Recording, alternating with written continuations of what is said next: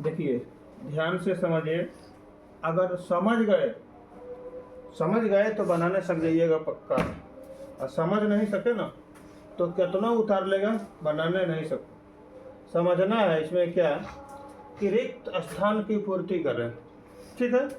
5.2 का 3 का 2 नंबर है, ठीक है। तो रिक्त स्थान की पूर्ति कर रहे थे। इस तरह का क्वेश्चन अगर रहेगा तो सबसे पहले ध्यान दीजिएगा कि मेरा पहला पद है कि नहीं है।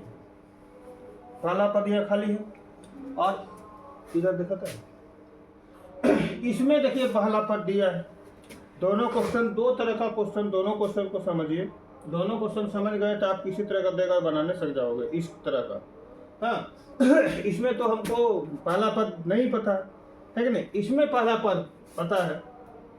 तो इसमें पहला पद जो पता है -4 है, उसमें पहला पद पता नहीं है। तो इसमें से हम क्या करेंगे, पहले हम, ये कौन सा पद है, दूसरा पद है। तो दूसरा पद का सूत्र क्या होता है, चूंकि A2 बराबर A प्लस D होगा कि नहीं। A2 बराबर A प्लस D होगा। A2 में कितना है, 13 है। A में कितना है पता नहीं, D में कितना है पता नहीं। समीकरण 1 ले लीजिए, ले लिए। और फिर कितना है 1 2 3 4, चौथा नंबर। इसका मतलब पुनः यहाँ सॉल्व लिख बनाएंगे या हल लिख के बनाएंगे, ठीक है।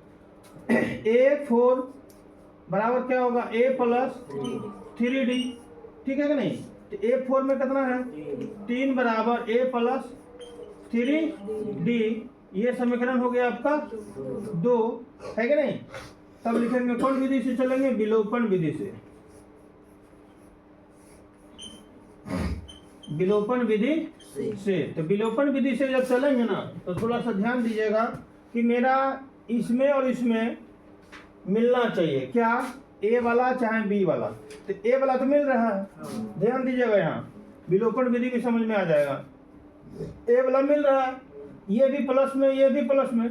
तो हम बताए थे कि दोनों अगर प्लस में रहेगा या दोनों माइनस में रहेगा तब क्या करना है, घटाना है।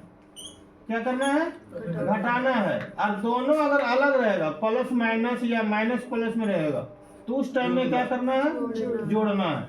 विलोपन विधि में जोड़ना है, ठीक है ना। तो यहाँ पर देखिए दोनों तो मेरा बराबर है, ये भी प्लस में, ये भी प्लस में, ये भी बराबर है। तो क्या करेंगे, जोड़ेंगे, घटाएंगे। क्या करेंगे, लिखेंगे क्या, समीकरण 1 में 2 घटाने पर, समीकरण 1 कितना है, 13 बराबर A प्लस D, और दूसरा कितना है 3 बराबर A प्लस 3D। ये जब घटेगा ना चिन्ह बदल जाएगा नीचे वाले का, प्लस है तो माइनस होगा, प्लस है तो माइनस होगा, प्लस है तो माइनस होगा। क्यों होगा तो हम बता चुके हैं क्यों होगा। ये कट गया। अब देखिए यहाँ पर क्या है, -2D बचेगा। कितना बचेगा, -2D बचेगा। और बराबर के इस पर कितना बचेगा, 10 बचेगा। 2 से कटा दीजिए, 5 बार में 10 हुआ, है कि नहीं।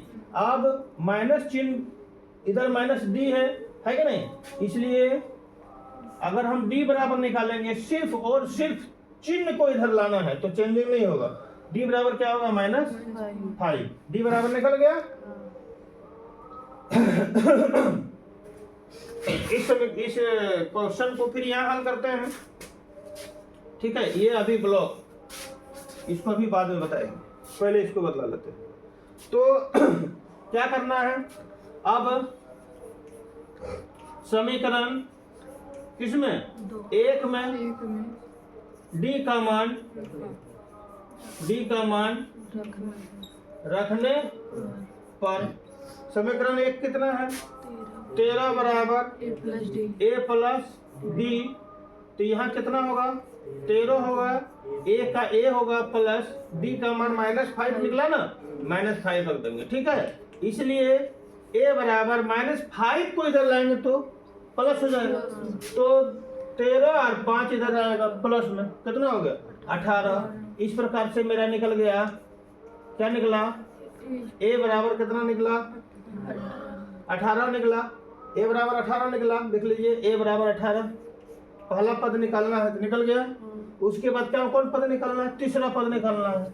A3 बराबर क्या होगा, a प्लस 2d होता है। a में कितना है 18 प्लस 2 गुनी d बराबर -5। 18 है, 5 दूनी 10 घटेगा ना, प्लस माइनस माइनस घटेगा तो कितना हो जाएगा, 18 घटा 10 बराबर 8 निकला, है कि नहीं। यहाँ अब होगा, अतः नहीं, ठीक है। हाँ अब यहाँ लिखेंगे अतः क्या लिखेंगे, पहला पद निकालना था, a1 बराबर कितना निकला 18, और कौन पद निकालना था, तीसरा पद निकालना था, a3 बराबर 8। जब आंसर निकालिएगा उस समय इस तरह का घेर लीजिएगा और आंसर लिख देना है, बंद।